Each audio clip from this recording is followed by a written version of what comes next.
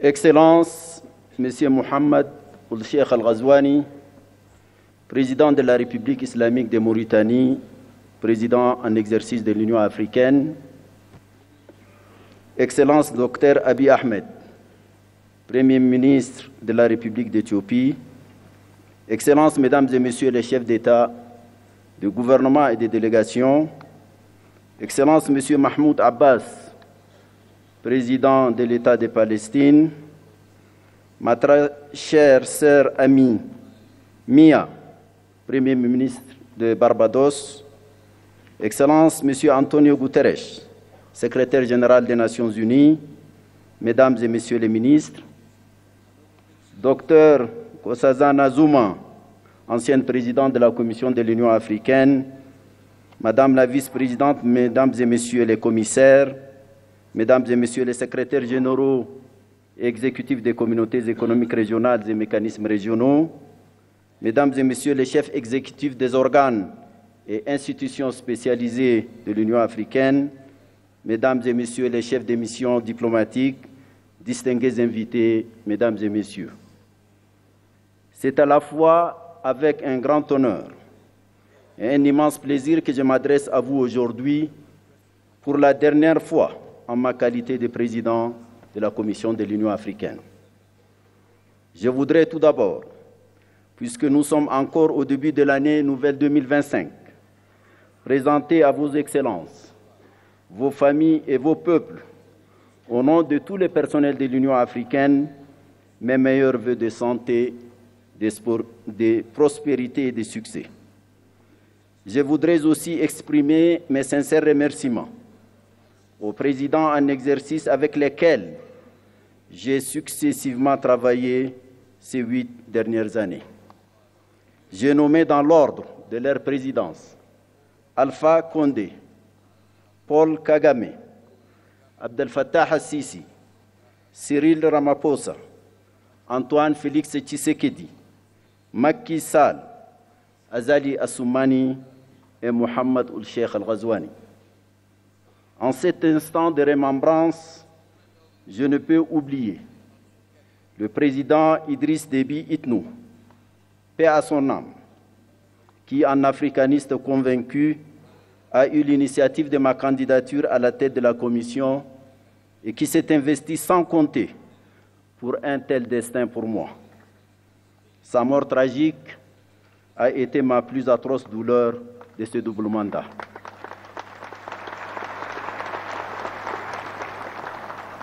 Excellences, Mesdames, Messieurs, 8 ans se sont écoulés depuis mon élection fin janvier 2017 comme président de la Commission de l'Union africaine. En ces moments chargés d'historicité, de signification et de symboles, je voudrais m'acquitter du devoir moral de vous présenter les grandes lignes du bilan de ce double mandat. Grâce à ces parcours, je me suis profondément imprégné à la fois de ce qui fait la grandeur et le rayonnement de notre continent, de notre organisation continentale, ainsi que des pesanteurs et limites diverses ayant entraîné le rythme de nos cadences. J'ai sillonné ce beau et fantastique continent. J'éprouve une profonde fierté d'avoir visité au moins une fois tous les 55 membres de notre Union. L'opportunité que m'offre ce moment est historique et unique. J'y tenterai de m'acquitter de la double obligation de rendre compte et de m'interroger sur quelques problématiques en ayant bien conscience qu'il ne faut absolument pas abuser de votre temps si précieux. Un rapport consolidé de notre bilan et un rapport annuel vous ont été distribués conformément à notre réglementation. Monsieur le Président, Excellences, Mesdames et Messieurs, les rapides et intenses bouleversements géopolitiques qui ont caractérisé le contexte international durant mes 2 mandats ont eu des manifestations à la fois violentes et déstabilisatrices. La subite dégradation de la situation sanitaire consécutive au déclenchement de la Covid-19 s'est accompagnée malheureusement d'importants chocs et de profondes turbulences économiques et diplomatiques. pour l'Afrique. Cela s'est traduit par une aggravation du poids de la dette, de la baisse des flux d'investissement publics et privés, de la violence et de la prégnance de certains conflits africains, de l'affaissement du panafricanisme et des chaînes de solidarité africaines, des manifestations d'obsolescence des institutions africaines, des appétits extérieurs en Afrique, des déficiences patentes en matière de gouvernance et de leadership en Afrique et même dans le monde, de la crise du multilatéralisme post-Seconde Guerre mondiale, etc., etc. La guerre russo-ukrainienne, enclenchée en février 2022, est venue noircir davantage ces tableaux, annonçant une recomposition géopolitique mondiale. Est née une ligne de fracture qui a suscité une forme de bipolarité qui, dans les imaginaires politiques, évoque la réalité pourtant théoriquement dépassée de la guerre froide. Des incertitudes profondes sur la soutenabilité de la paix et de la coopération internationale ont empoisonné les esprits, assombri les consciences et ont renforcé le pessimisme, les égoïsmes et le pragmatisme mercantile. Les conséquences de cette guerre ont profondément affecté l'Afrique, qui importait l'essentiel de sa consommation céréalière et ses intrants agricoles de ces deux pays, la Russie et l'Ukraine. Le spectre de l'insécurité alimentaire et sanitaire a plané sur bien de nos pays, dont un bon nombre continue de souffrir de leur fragilité structurelle. أصحاب الفخامة والمعالي السادة سيداتي وسادتي، وفي الشرق الأوسط فإن الشعب الفلسطيني الشقيق عانى ويعاني أبشع أنواع الظلم في التاريخ البشري. إن الحرب الفظيعة والجائرة التي دمرت كل شيء في فلسطين وخاصة في غزة، واستمرار حرمان هذا الشعب من حقوقه الأساسية في الاستقلال والسلام والوجود والحياة بكل بساطة، لا تشكل عاراً جسيماً لكل الإنسانية.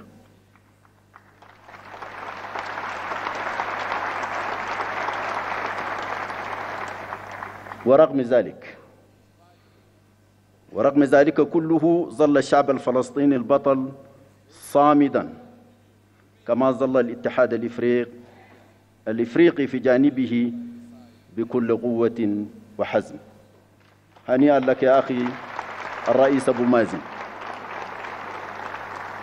Ces paysages d'apocalypse qu'offre aujourd'hui la Palestine, la bande et la population de Gaza en particulier, après plus d'une année de guerre destructrice de toute forme de vie et de biens, continue de se dérouler dans le silence presque total des puissances du monde, si ce n'est l'appel par certains à la déportation systématique des Palestiniens hors de leurs terres. C'est le comble. C'est vraiment le comble.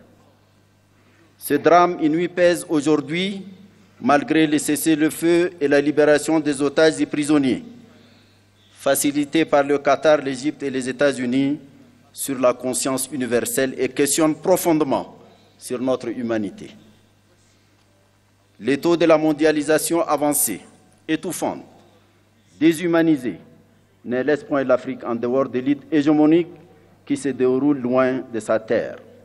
Bien au contraire, le continent en subit les débordements et fragmentations que traduisent les conflits par procuration, des soutiens des puissances extérieures à peine voilées aux parties belligérantes sur le continent, des expansions du terrorisme et de l'extrémisme violent, des poursuites de la guerre ravageuse au Soudan, à l'est de la République démocratique du Congo, des divisions de la Libye dont je salue l'adoption hier ici même de la Charte de réconciliation. Félicitations à vous, Monsieur le Président Danou Sassou Nguesso.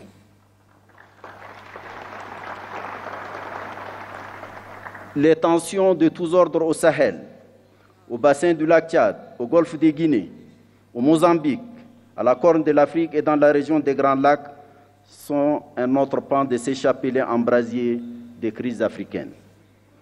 Les flux de réfugiés politiques, économiques, environnementaux et autres personnes déplacées internes viennent accentuer la situation sécuritaire, alimentaire et sanitaire déjà fragile de nombreux États membres. C'est à ce contexte mondial et régional fortement dégradé que nous avons été confrontés au cours des 8 dernières années de développement de notre action. Excellences, Monsieur le Président, Mesdames et Messieurs, la réforme institutionnelle de notre Union entamée en 2017 ambitionnait la création de conditions optimales pour garantir la poursuite efficiente des programmes inscrits dans notre boussole doctrinale stratégique, l'agenda 2063, aux fins d'une meilleure résistance aux défis ainsi identifiés. À ce titre, la reconfiguration du leadership de la Commission, un processus d'évaluation des performances du personnel, des rapports de collaboration plus étroits entre l'Union africaine et les communautés économiques régionales et mécanismes régionaux, actés par un nouveau protocole, l'institutionnalisation d'un sommet de coordination dédié à l'intégration, la mise en place des groupes techniques R10 et F15 chargés de veiller à la qualité des ressources humaines recrutées et au respect des règles d'or de la gestion budgétaire, financière et comptable de l'Union ont été les points saillants de cette réforme. Une évaluation de la pertinence de tous les organes de l'Union, sans exception aucune, fera naître une nouvelle cartographie administrative et institutionnelle de l'Union. J'insiste ici, en particulier, sur 3 parmi ces organes: le Parlement panafricain, le Conseil de paix et de sécurité et le Comité des représentants permanents. Le mouvement d'ensemble de la réforme, avec ses ombres et lumières, confirme sa pertinence et sa nature nécessairement progressive à se déployer sur le long terme. C'est une exigence d'adaptation perpétuelle des structures de notre Union aux évolutions qui caractérisent le monde. Je voudrais ici remercier les présidents Paul Kagame et William Ruto pour leurs remarquables efforts pour faire avancer cette réforme. Monsieur le Président, Mesdames et Messieurs, l'évaluation de la première décennie de mise en œuvre de l'agenda 2063, couvrant la période allant de 2014 à 2023, révèle les progrès sectoriels accomplis dans notre marche vers la construction de l'Afrique que nous voulons. Il est crucial d'en tirer les vraies leçons et de procéder aux ajustements pertinents subséquents.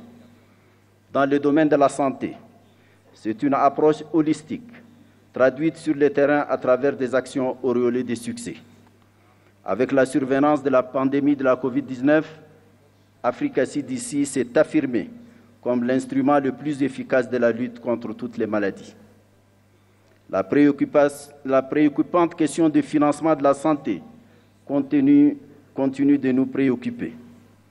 2 mécanismes de financement de la couverture sanitaire universelle et celle de la lutte contre la malnutrition sur le continent ont été conçus. Grâce au Centre africain des vaccins vétérinaires, PANVAC, dont le nouveau laboratoire de production de vaccins a été inauguré en février 2024, une avancée significative dans le domaine de l'élevage, de la santé animale et du développement socio-économique a été réalisée. L'Agence africaine des médicaments, AMA, a commencé l'installation de son siège à Kigali et ses activités sont sur la rampe de lancement. La médecine traditionnelle a bénéficié de l'élaboration de 2 plans décennaux, le dernier courant de 2025 à 2035. Le champ de l'éducation a été animé par la volonté de concevoir un nouveau système éducatif pensé en fonction des exigences d'un monde où l'enjeu majeur est devenu la compétition autour de l'innovation scientifique, technologique et maintenant par l'intelligence artificielle. C'est en cohérence avec cette âme que des stratégies diverses et complémentaires ont été développées, notamment lors de la conférence de Nouakchott de l'année 2024, initiée par la présidence en exercice la Mauritanie, en collaboration avec la Commission de l'Union africaine et d'autres partenaires, dont l'UNICEF et l'UNESCO en particulier. La centralité des problématiques genre et jeunesse a été affirmée. Les envoyés spéciaux femmes et jeunes se sont bien implantés dans l'univers institutionnel du leadership de l'organisation. Tout au long des 8 années de ce double mandat, bien d'autres domaines cruciaux ont retenu toute l'attention qu'ils méritent, de par leur importance pour le développement socio-économique de l'Afrique. Qu'il s'agisse de notre vision sur les questions minières, du programme détaillé de l'agriculture et de l'économie bleue, du développement des infrastructures et de l'énergie, du changement climatique avec l'adaptation et la résilience climatique du continent, de l'intégration régionale à travers la mise en œuvre de la zone de libre-échange continentale africaine, de l'opérationnalisation effective du Fonds de la paix qui a dépassé l'objectif de 400 millions de dollars, du traitement des crises humanitaires dont l'Afrique est l'épicentre avec la mise en place de l'Agence africaine humanitaire, du renforcement de la visibilité de l'Union africaine à travers notre partenariat avec les Nations unies. Tous ont été au centre de notre entreprise collective. Je profite de l'occasion pour rendre ici un hommage tout particulier à un artisan majeur de ces partenariats. J'ai nommé Antonio Guterres, un grand ami de l'Afrique. Merci Antonio.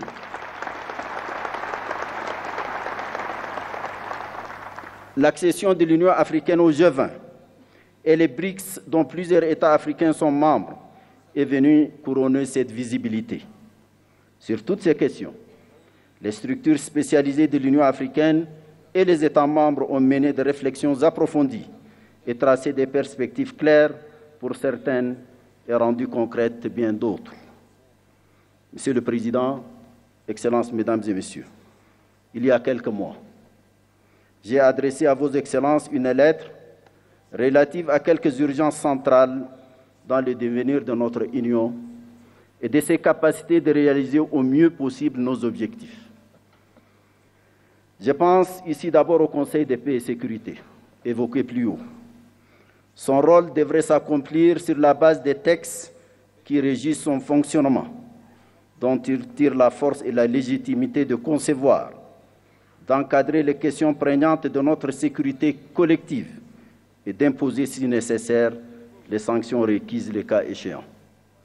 Il est fort regrettable que ces décisions soient parfois contraires à nos principes et lorsqu'elles ne le sont pas, restent souvent lettre morte. Les décisions de cet organe continental central ne sauraient être considérées avec désinvolture et négligence par les États membres, ni par une conception et des pratiques biaisées des communautés économiques régionales au nom du principe galvaudé d'une subsidiarité interprétée de façon intéressée et partisane. L'évocation du CPS renvoie à la question des changements non constitutionnels du gouvernement. À cet égard, j'ai mentionné dans la dite lettre que nous n'avons plus désormais que deux options. Soit abandonner les principes qui régissent actuellement cette problématique, soit les appliquer sérieusement, quitte à les réviser et les adapter à nos besoins et réalités nouvelles. Nous ne pouvons, pour notre crédibilité, continuer à ressasser telle une litanie ces principes tout en les piétinant ou acceptant leur flagrante et constante violation. Il n'y a rien de plus corrosif de notre crédibilité qu'une telle attitude qui a conduit ces derniers temps à une véritable défiance vis-à-vis des règles et principes et fragiliser l'intégration dans une partie du continent.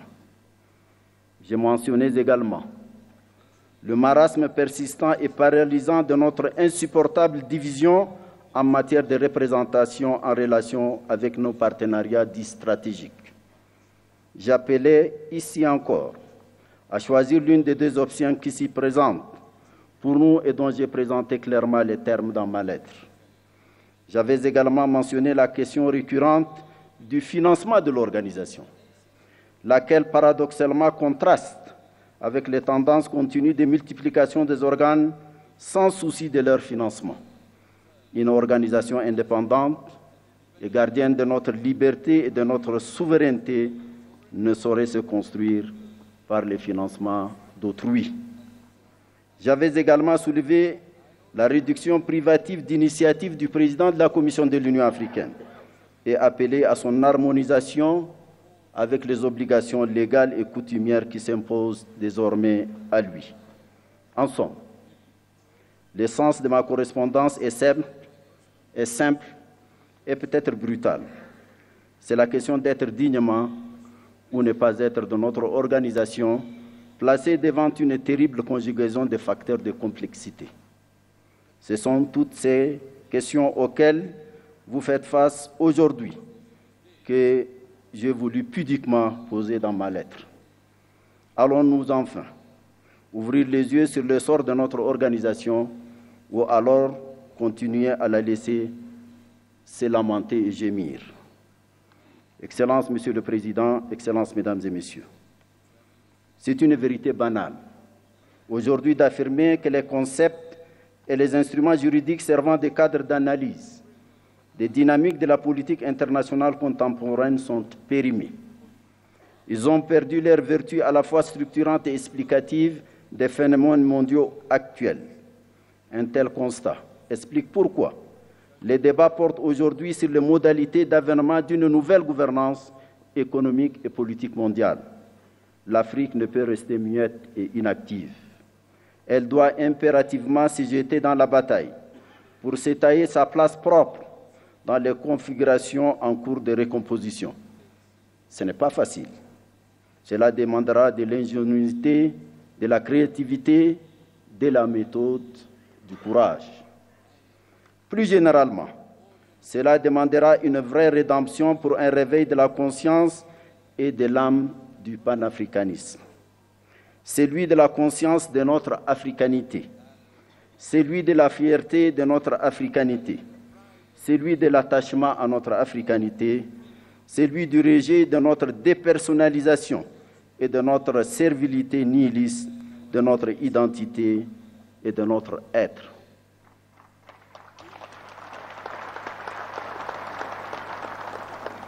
C'est à quoi nous appelle la jeunesse africaine. Celle-ci, majoritaire dans tous nos États, est de plus en plus exigeante. Sa voix résonne de plus en plus fort grâce aux nouvelles formes de communication qui amplifient toutes les expressions. Cette jeunesse africaine nous interpelle et nous fait constamment un procès en déphasage de ses aspirations, qui sont celles d'une Afrique ouverte sur elle-même et unie, souveraine dans ses politiques et choix, debout et solidaire. Cette solidarité a toujours été notre planche de salut dans notre combat contre le colonialisme et l'apartheid et le parachèvement de notre indépendance. Nous venons de nous incliner sur la mémoire d'un de ces grands combattants, Sam Nujoma. Ça doit nous rappeler quelque chose, mesdames et messieurs. La foi dans notre solidarité panafricaine a galvanisé nos consciences, nos volontés et nos intelligences pour nous conduire vers un destin commun plus prometteur. Il n'y a pas de nouvelle voie de notre futur que d'écouter et de donner corps aux aspirations de notre jeunesse, nos concitoyens et notre diaspora. Monsieur le Président, Mesdames et Messieurs, je quitte définitivement mes fonctions dans quelques jours. J'avoue que je me sens envahi par un doux sentiment de liberté qui m'autorise ces quelques mots venant du cœur.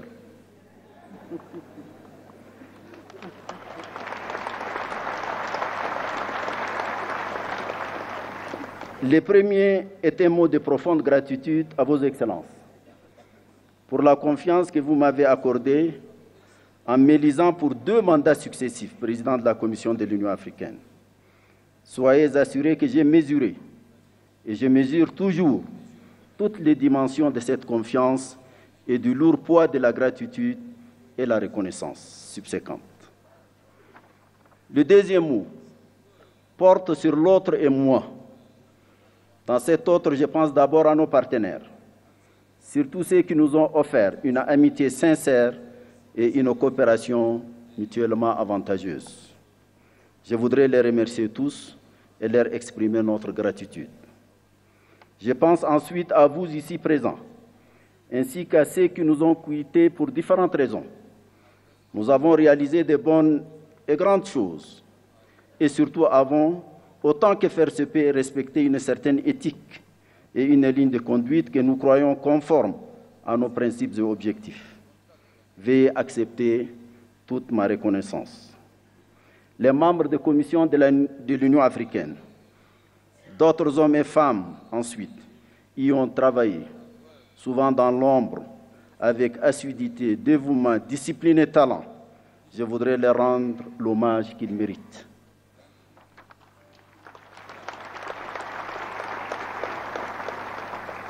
Le troisième mot est relatif à mes propres limites. J'ai tant voulu faire vite et mieux au cours des 2 mandats que vous m'avez confiés. Je sais que je n'ai pas tout fait. Peut-être ai-je sous-estimé la lourdeur de la tâche et le poids des pesanteurs. Je sais que j'ai peut-être commis des erreurs. Je ne devrais peut-être pas dire peut-être. J'ai certainement commis des erreurs. Peut-être ai-je ici ou là faibli ou m'étais trompé et manqué des occasions de faire mieux. Je voudrais m'en excuser et demander pardon si mes manquements ont causé un quelconque tort individuel ou collectif.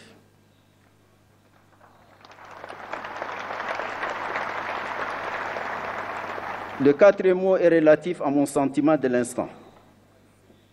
Je suis heureux de reprendre ma liberté. Mais je sais que j'aurai aussi la nostalgie des lieux, des femmes et des hommes que j'y ai connus, du peuple éthiopien à la civilisation millénaire. À vous, mon cher Dr Abiy Ahmed, Betam Amesegnalem.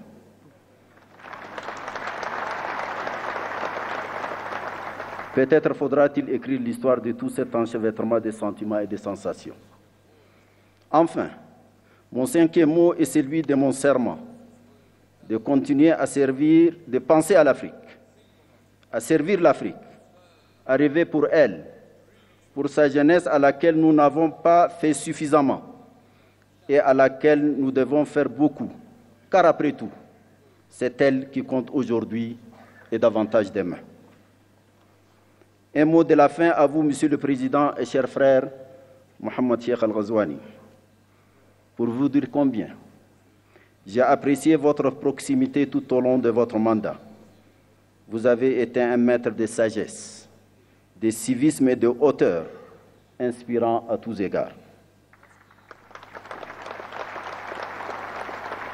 À vous, Monsieur le Président et cher frère João Lourenço, je me permets de souligner que la force tranquille que vous symbolisez me rassure sur une présidence en exercice de sérieux et de substance.